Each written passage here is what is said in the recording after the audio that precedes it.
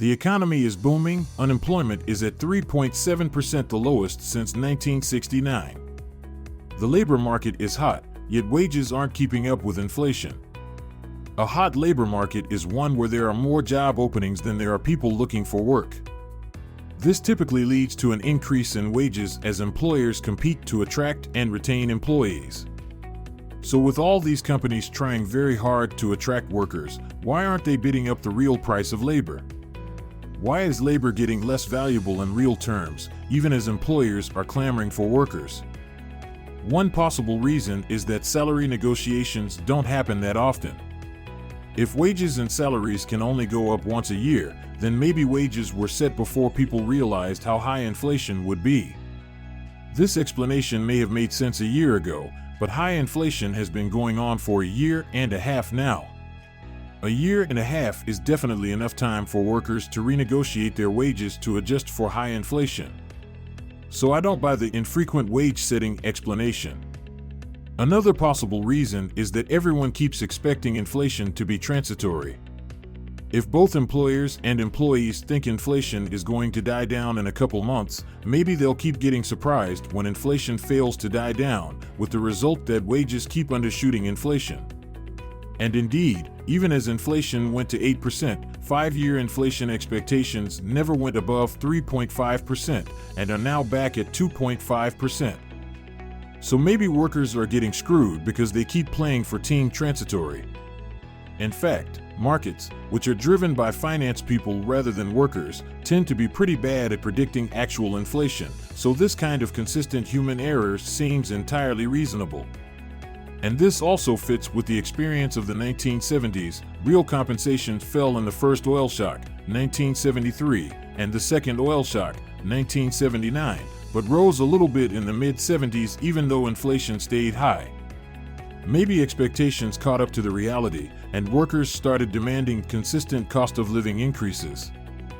In economics, it is always said that wages are sticky, and it goes both ways. Downward pressure on wages rarely actually leads to lower wages, because who accepts a wage cut? But wages are sticky in an upward sense too. I think there's lots of reasons.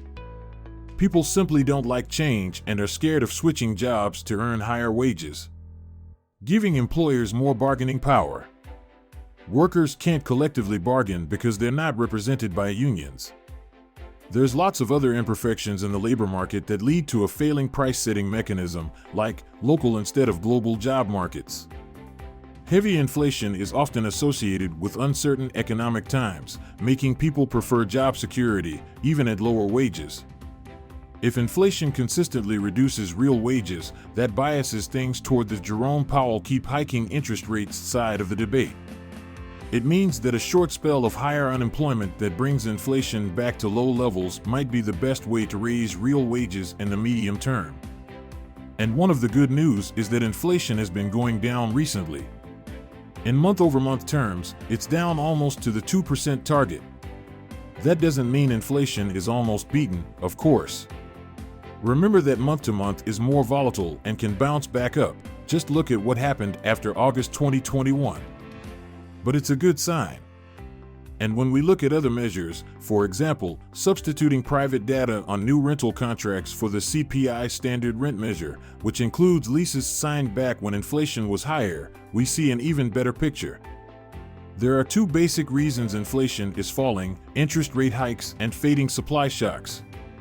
It's not clear how much credit to allocate it to each of those factors. But both are bullish for the economy and, probably, the stock market over the next year or two. But inflation isn't the only reason why wages aren't catching up. Another reason is that there may be a skills mismatch between the jobs that are available and the people who are looking for work. If a significant number of job openings require specialized skills that many workers don't have, then employers may not have to increase wages to fill those positions. Another reason is that wage growth may be constrained by productivity. If workers are not able to produce more output or create more value for their employer, then there may not be room for wage increases.